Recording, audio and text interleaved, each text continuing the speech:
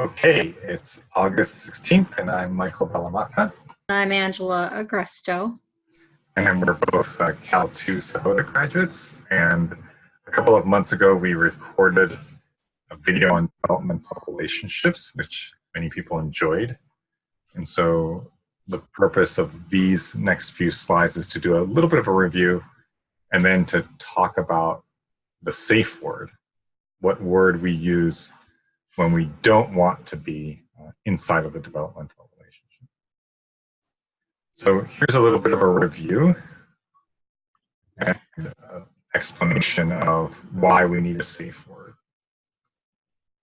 So when we're in a developmental relationship, we're constantly giving each other feedback in an attempt to foster personal growth. That was one of the key ideas of a developmental relationship that makes it different from business colleagues or business friendships. Business colleagues are just a friendship.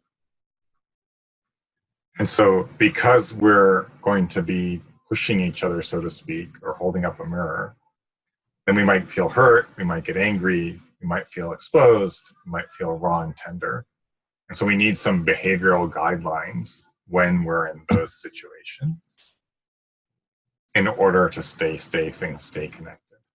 And so because this is normal and expected, we need to create some behavioral guidelines in advance and then constantly reassessing and adjusting these guidelines as our relationship matures so that we have create a greater relationship with each other, connection with each other. What do you think of that, Angela? I think all of that makes sense. I feel like there's another piece to this besides just having a word that we both agree that once it's stated that we have to, let each other have some time to cool off or step away and come back to a conversation.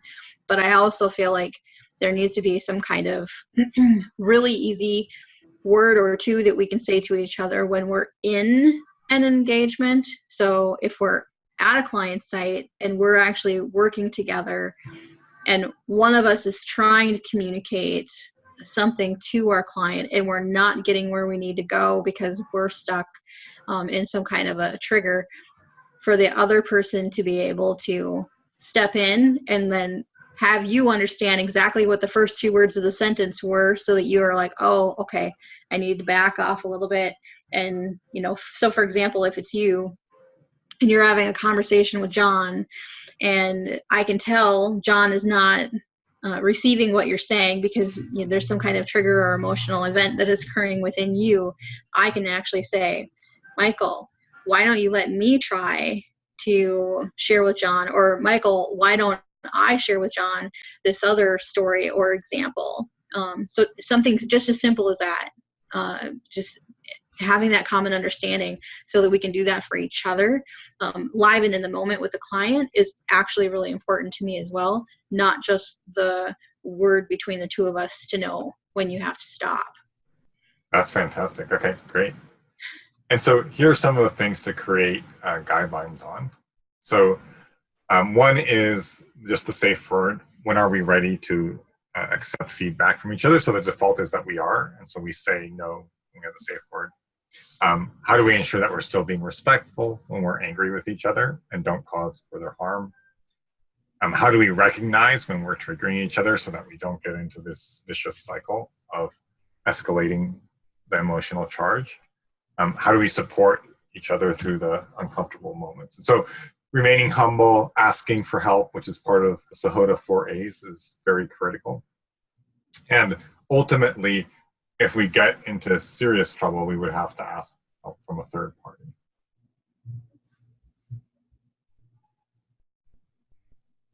I think for me, this really falls into some of the same things I think that we just talked about on the last slide. So recognizing the emotional triggers within each other, not just within ourselves, and then being able to help point those out and recognize them for each other. I've actually got a couple of ideas. Oh, okay, great. Because we are on the safe word slide. Cool. To design our safe word. Yeah. So just now, I couldn't think of this before, but from a personal perspective. And I think it's because I was thinking about the client engagement piece. Yeah. And the example that I used when I was talking to you about you having a conversation with this fictitious John person I just made up, is Michael Y, you know. So being able to start any conversation and then put our name and the word why together with it lets us know, okay, you've said my name to get my attention. And why is a word we use all the time, but we put the two of them together. So, Michael, why don't you let me go ahead and try to tell John this story? Or, Michael, why don't I share with John the story or the example or, you know, the facilitation technique, blah, blah, blah, blah, blah, to see if he can better understand that. And you know that because I said, Michael, why, that you need to listen and go, oh, yeah, you know what? Angie's trying to tell me something here. But it's so not obvious that the client would never catch it. Okay, awesome.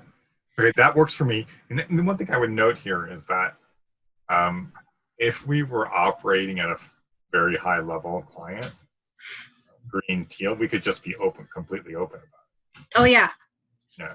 So we're talking about red, orange/green type of situations. Yeah, business as usual in an environment where people don't necessarily like to be transparent or to be challenged. Yes. Okay. So Michael Y, Angie Y. Yeah. Okay. Interesting. And then for some reason, when you came over to this slide, I started thinking about the personal one. Mm-hmm. And immediately the word done comes to mind, and I hate it. I don't know why I feel very strongly. I think maybe because you don't want somebody to say, I'm done, you know, because then it feels very definitive, you know, and almost like instantly makes you react and get defensive. And like you did something wrong when you actually are trying to help. So what about pass? Okay. Okay, pass. I'm happy with either one of them. Okay. Oh, so I guess the one request for me that's very important is to also get some indication about when we might come back. So in the client situation, I'm not worried about it because basically as soon as we leave that particular client, then we're back in. Yeah. I'm imagining a situation where, you know, we're restaurant after work and one of us says pass. And then what I want to be doing is worrying all night about whether or not we're going to be back together, you know, at breakfast. I think that 24 hours would be a fair amount of time because that gives you time to be able to walk away, have some time apart, because I mean you don't know what time it's going to happen. You know, what if we're, you know, working together, putting together some facilitation or workshop for a client, and it's just the two of us having a conversation, and you say something and I'm not prepared to receive it at that time. I may not be ready to talk to you at dinner afterwards or right after we get done with work. But if I have an entire day, that means that at some point in that day, you and I are going to have time apart where we can actually clear and process why were we feeling that way, or what was it that we were feeling, and why were we not ready to receive each other's help at that moment. Okay, fantastic. Okay, so the default is basically overnight, from now until overnight, and then in the morning we're back unless we pass again. Yes, and I think you have to have the right to pass again. You can, sure. and I wouldn't be opposed to just telling you, Michael, I know you're going to want to talk about this, and I'm not ready yet. Just give me another day, you know, whatever that looks like. So, and I think that's important as well. Like, you don't just automatically re-engage. Ask for permission to re-engage. Okay. So like breakfast the next morning, I could say something like, Angie, are you ready to rumble? Yeah. Yeah. That sounds funny, but yes. Yeah. Okay. Excellent. Anything else on this topic? No, I like that. I think that feels pretty good. Okay, fantastic. So another little piece here of the developmental relationship is to stay safe with safe words. And we've picked two of them, which is Michael Y or Angie Y when we're in front of a client. And then the second one is past when we're with each other.